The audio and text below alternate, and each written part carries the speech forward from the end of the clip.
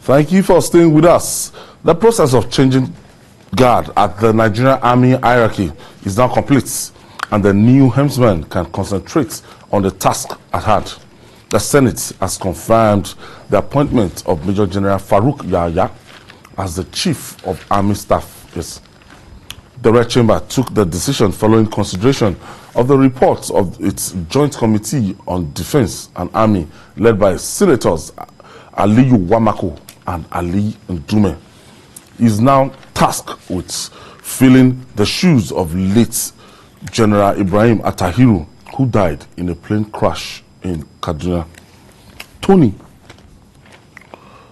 Major General Faruk Yahaya is coming at a time that the country is having faced with serious security challenges across board. And as the Chief of Army Staff, he has his job cut out for him. He must not perform in any way below standard. Yes, I think that was the main reason the president appointed him, and letting his seniors exit the force. You know, I think he spotted something in him. He's been at the theater of war for a while now, so it's not coming from. He was the field commander of Operation Nadi Kai. So he's been on ground for a while. So I want to believe he knows his onion, and considering the fact that he is coming at a time Nigeria is facing a challenging times with insecurity, you know, banditry, kidnapping, and all that. It's been confirmed, you know, and we congratulate him for it. I think he should hit the ground running immediately. No time to waste at all. We want a change in strategy, you know, because all parts of Nigeria at the moment is being ravaged by all manner of criminal activities. So he's coming. There's a lot of expectation from Nigerians, and nobody's going to take anything less from him. If you watch how he emerged, the number of senior officers that had to go, in other words, the president believes in them. The commander-in-chief believes he can do it. So he has no reason whatsoever not to act. Nigerians need a change, because what we need, what is currently ravaging this country right now, and we need solution to it immediately, is insecurity. In all parts of this country are facing it right now. And then the police seems to be, you know, overwhelmed. Because ordinarily we shouldn't be talking about the military here. This is a civilian, this is democratic. I was discussing with Jide yesterday, and I asked him that the school in Kebbi that they attacked, they had 22 policemen on ground. That's what happened? Okay, we've heard they were overwhelmed too. Yes, but we didn't hear of any resistance. I think what we need now is training and retraining. Apart from the weapon, if we say, I've heard many times, the weapon they came with is sophisticated. We have our own, you know, all manner of excuses. So even if you have that weapon and we are not trained, this is another kind of, you know, insecurity going on. Attack on schools. If this is not checked, schools in northern Nigeria will cease to exist. So it's not about putting 200,000 police personnel in a school. It's about equipping them and training them on the current trends. It's a new attack entirely, you know, because it could happen anytime. Wale, now, looking at the Chief of Army Staff, this new Chief of Army Staff, costs 35, and we expect that... 37, sorry, beg your pardon. Costs 37, we expect that we'll be bringing something new to the table, and Nigerians clamored for the change of service chief before the late Atahiru. Unfortunately, General Atahiru wasn't able to settle down in office before he had that plane crash and died. Now we have General Faruk Yahaya.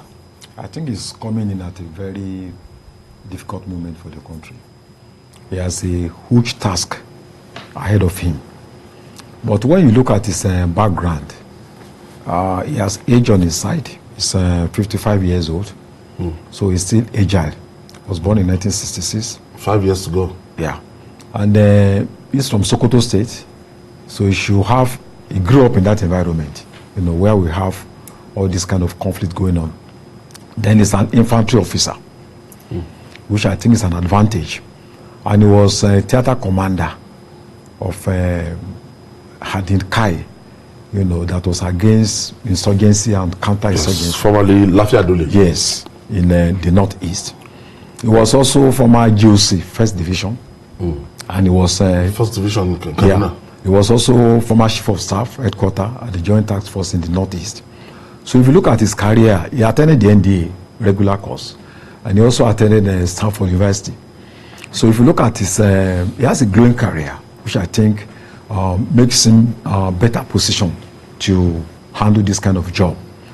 We're also glad that there was no politic in terms of the confirmation by the Senate. It shows there is a kind of harmony compared with what we used to have in the past. No, I think it's even a new trend. For the National Assembly to be screening service chiefs. Yes, that's the fallout of Festus Keyamo's case. Yes, so I think it's a very good thing. At least they were able to confirm. So it has a kind of a legitimate platform, to more democratic platform that is representing us. But I think it cannot do the job alone. It needs, like Tony said, equipment, and most importantly, intelligence. Part of the problems we have is that most of these terrorists carry out these activities, then we react. So most of the time we are defensive. We need to be offensive. We need to. The beauty is to prevent these actions from taking place in the first place. And it means at the planning stage, when they are organizing, you are able to get the information and tackle, them at the boarding stage. So I think it needs to improve on in the area of intelligence. And I believe with the support that is going to get from the political will, the right political will, I believe that we look up, to fundamental changes in the years ahead. Like we are seeing not just fighting Boko Haram now, we are seeing new variant of terrorism. So it's a big challenge for him. But I think with the right support from the troop, we hope to see a lot of achievements in the few years ahead. Anthony, now looking at what is on ground, what they are faced with, and we are faced with the Northeast. The Northwest is not, we don't have good news in the Northwest or the North Central either. And banditry has even penetrated into the southern part of Nigeria. I was told some guys that were building the railway between Lagos and Ibadan. Kidnapped. They were kidnapped. Security, they had police with them. The policemen were killed before they were kidnapped. So, issue is that we will not overburden the Chief of Army Staff. We have other security apparatus in Nigeria. Nigerian police is there, those civil defense and all that. We have the Air Force, we have the Navy. I think the time has come for a sitting down and coordination between these arms of the different arms of the armed forces. The time has come for us to sit down and not. I commend the fact that he came from a very rich background. He understands what he's coming for, but then this goes beyond him. We need the police. I keep saying we need the police. This is not the military regime. The police is like somebody is not talking about the police again. They are meant to fight external aggression. Exactly, they've taken over the function, the job of the police. Yes, so that is what we should be looking. This is challenge now. Yeah, I know because of course we know the strength of the military, but we should start looking at reforming the Nigerian police and giving them the necessary tool to perform. We're happy so far, and we thank God that. Do I really say thank God? Yeah, okay, we thank God for life so far. But what is happening in Nigeria goes beyond, just putting the burden on the feet of the Chief of Army Staff. The Chief of Army Staff has been appointed. We're happy about it. We have other armed forces. We have the Air Force. We have the Navy, as I said before. We have the police. We have the civil defense. What we need now is a coordination. I know the Chief of Defense Staff is doing a lot, but there must be synergy between these people. It started in the north initially, but now it's spreading to all parts of the country. And then what you are doing now is stretching the army. You are posting them to the south, southeast, southwest, and and the northern part of the country. They've been there. They've been back. Okay, before the advent of so-called banditry and other what you call them unknown government and all that, the military has been there. Before the incursion into the east, this video is saying is when it was announced as the Chief of Army Staff. This particular video? No, as the commander, commander of announcement, yes. When it was, yes. As an active field commander. He's active. I think we need, for me, I don't think let me just put it this way. I don't think the number of soldiers we have today can battle the challenges ahead. Likewise the police. I don't see why we cannot yearly recruit men into the Nigerian armed forces and the Nigerian police. What is difficult in a country where we have less than 500, apart from the Chief of Army, Faruk Yahaya and all that, apart from his appointment, he cannot perform magic. Let's move ahead. We need to recruit more men, more soldiers to battle this war. We are facing war in Nigeria today. I have Danjuma from Nasarawa State. Yes. Yes, thank you for joining us, Danjuma. Thank you very much for giving the opportunity to contribute. All right, go ahead, please. I'm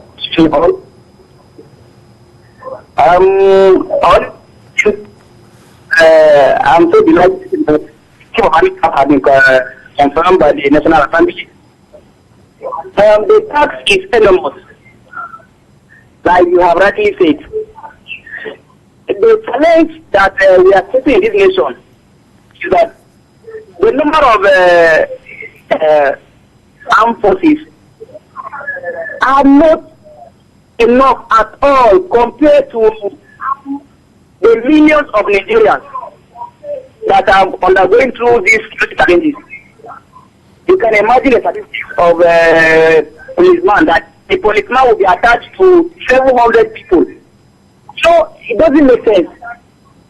Honestly speaking, we need to sink more funds to shooting men and fight this battle fearlessly. And you know this issue of kidnapping, because the Boko Haram came up with the idea of abolish the school education in Nigeria. And I'm telling you, these bandits have Thank you for your contribution. Let me finish first. Sorry. What I was trying to say is this. In as much as I will sit down here and congratulate the confirmation of the news Chief of Army Staff, we need to, if it's yearly, it will be good for Nigeria. We are growing in population. You can't have less than 500,000 soldiers in the Nigerian army. You can have, how many policemen do we have? I don't see why we cannot be recruiting at least, let's say we have 2 million soldiers, 2 million policemen. That's why you go around everywhere, you don't see them because you are overwhelmed. I know some spots in Lagos here where you used to see pinned down police presence. In the past, you don't see them anymore because they've been moved outside the states. So the demand for armed men is growing every day, which means that government needs to recruit. We have the resources to do it. If you have, I mean, what is 500,000?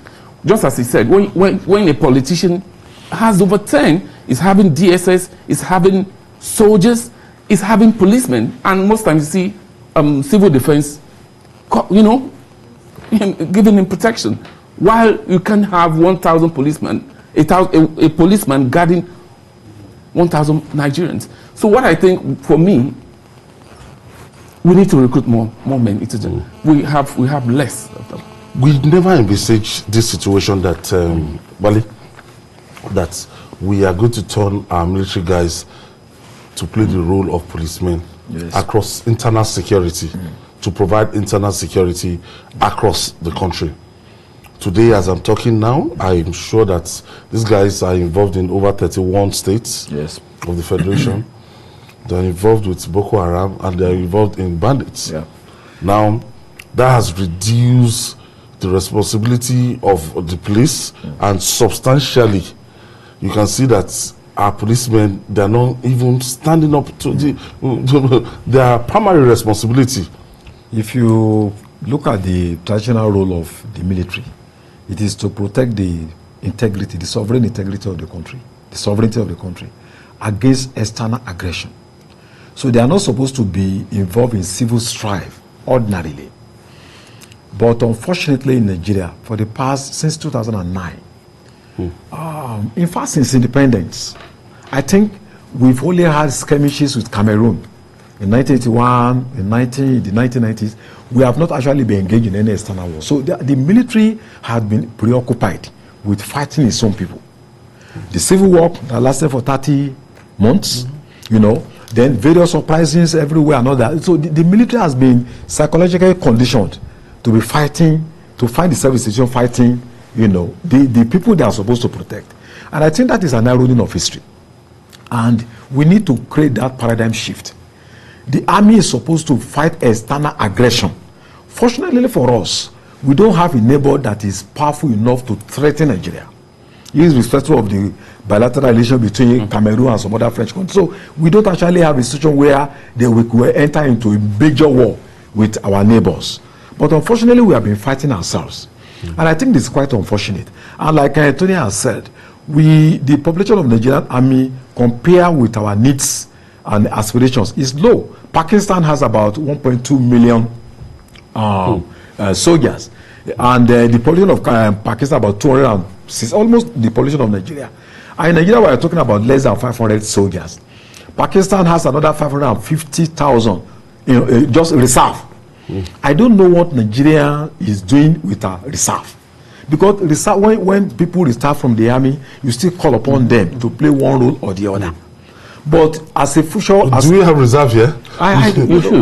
We should naturally have reserve. We even retire them prematurely. Yes. So, you know, consistently, the army has taken over the role of the police. And when we are talking about fighting terrorism, it's not just about having a huge army. We must be able to attack the breeding ground of terrorism, which is corruption, poverty, hunger, you know, nepotism. When people are hungry, they are desperate to do anything.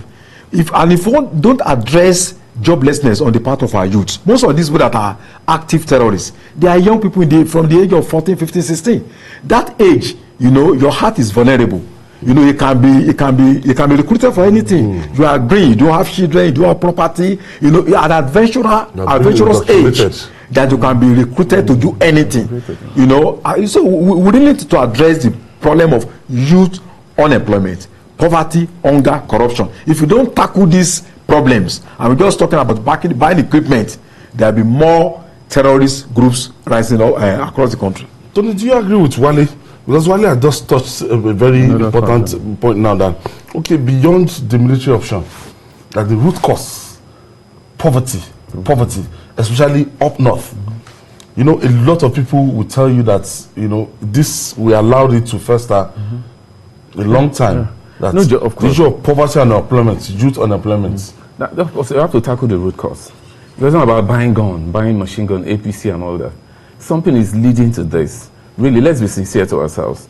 Something, if you're engaged, you know, you have a job doing, you can't go doing those stuff. You know. Okay, Tony, let me quickly take a caller from Ikorodu. Wale is calling us. Olawale from Ikorodu. Thank you for joining us. Good evening, Ayo.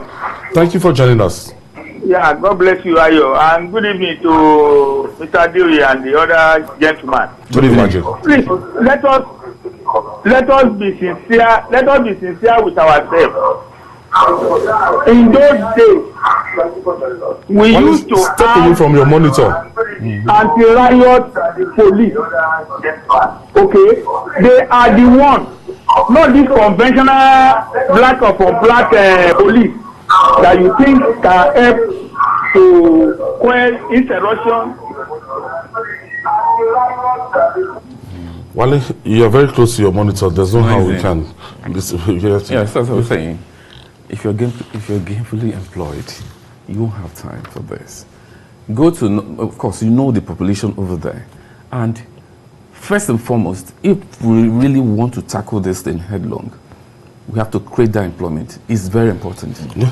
Where our industries, they are not. We're told Boko Haram lure us. So it's easy to recruit them. Yes. And most times you don't even recruit them with huge funds. Yes, so it's easy. Even we don't need to go too far. Within us here, it's everywhere. So if we don't tackle this, it will keep reoccurring. It will keep reoccurring. Another thing I want to look at is this issue of welfare for men. You know, for men of the Nigerian military, monies in the past, monies are appropriated for welfare, at times too, for weapon and all that, and it never gets to them. The history we still have, it's still there. It never gets to them. That is one thing I will pray, or I wish that this present Chief of Army Staff should take a look at. Junior officers, they look up to you. You must, their welfare matters a lot. We've seen cases where they abandon their jobs. They abandon their mission. They run away. They are not taken care of. They eat on, not taking care of the uniform. They are feeding. And you're supposed to, occasionally visit. It's not about sitting in Abuja and sending junior officers there. You must occasionally, you must fraternize with them once in a while. You must go there. You must feel the pain. You must feel the pulse. You must feel what they're going through and take care of them. Otherwise, whatever we're saying here is a waste of time. Because that has been one reason. It's not about Mr. President. He may give those things. No, he never gets them. You tried. No, last week I recommended him for that move last week. It's very, very good. Occasionally. So it doesn't look as if they are abandoned to do this work. They must get all manner of support that they desire if they must function effectively. Okay, I have retired MWO Kazim on the line. Thank you for joining us from Lagos. Thank you. What is that MWO? That is Master Warrant Officer. Okay. Master Warrant. Okay, Master, equivalent to RSM. Yes, it must be an RSM. Regimented Sergeant Major in the Army. It's a warrant officer. Okay, please, go ahead, please. Okay. My contribution is this. The battle we have right now is a guerrilla war. It's a guerrilla war. Guerrilla war means the people you are fighting, they are not in uniform. They put on a civilian uniform. And with the civilian uniform, you don't know who is your enemy as a soldier. Who is your enemy as a soldier, you don't know. To fight a guerrilla war, number one, you need a retired personnel who will volunteer for this.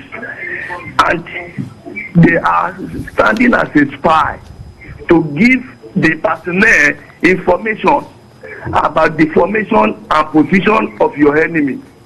Then, number two, you need a sniper who will be positioned everywhere within the enemy territory in order to bring down the enemy that were coming to every area. That is the only way you can fight the guerrilla war.